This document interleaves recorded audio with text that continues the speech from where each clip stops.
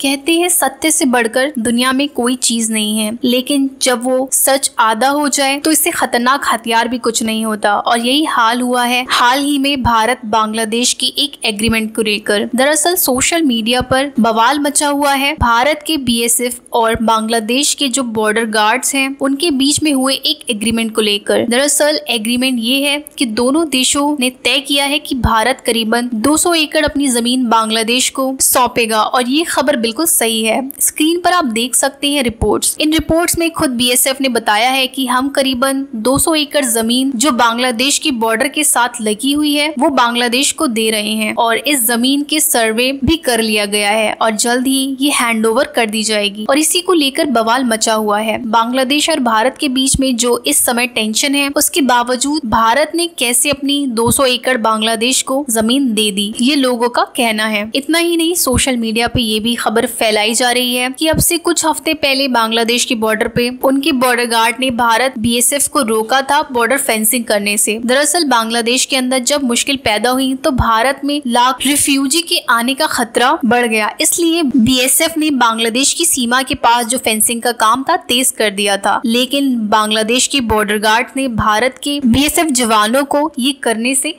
रोक दिया और फेंसिंग नहीं होने दी। और बांग्लादेशी बॉर्डर गार्ड्स का ये कहना था कि जिस जमीन में ये फेंसिंग लगाई जा रही है वो उनकी है, और तभी से ये विवाद चल रहा था। लेकिन अब इस विवाद को सुलझा लिया गया है 200 एकड़ जमीन बांग्लादेश को देकर, और इसलिए भारतीय सरकार को काफी गुस्सा झेलना पड़ रहा है लोगों का सोशल मीडिया पर। लेकिन इसकी सच्चाई क्या है वो हम आपको बताते हैं। आपको देखने को और सुनने को मिल रहा होगा ये सारी बातें जो कि बिल्कुल भी सच नहीं है, ये अधूरा सच है। कैसे वो हम आपको बताएंगे। ये बात तो आप जानते होंगे कि भारत से दो बड़ी नदियां गंगा और ब्रह्मपुत्र भारत से बहकर बांग्लादेश में जाती हैं, और ये बहुत विशालकाय नदियां हैं। अमूमन इनमें बाढ़ आती रहती है, और जब भी बाढ़ आती है कभी भारत की जमीन कटकर वो बांग्लादेश में चली जाती है, और कभी बांग्लादेश की जमीन कटकर भारत में आ जाती है। इस बार बारिश के मौसम में भी कुछ ऐसा ही देखने को मिला। दरअसल जब जबरदस्त बाढ़ आई भारत और बांग्लादेश के बॉर्डर के आसपास के गाँव में, तो बांग्लादेश के कुछ जमीनी इलाके वो कटकर नदी के बहाव की वजह से भारत की तरफ आकर वो मिट्टी लग गई, जिससे भारत की तरफ 200 एकड़ बांग्लादेशी जमीन आ गई। लेकिन सिर्फ यही नहीं हुआ, भारत की भी करीबन 40 एकड़ जमीन कटकर बांग्लादेश में चली गई। इसी वजह से ये विवाद हो रहा था फेंसिंग को लेकर, और अब इस विवाद का समाधान कर लिया गया है, जिसके तहत बांग्लादेश को भारत उसकी 200 एकड़ जमीन वापस कर रहा है, और इसके बदले में बांग्लादेश भी भारत को 40 एकड़ जमीन वापस कर देगा।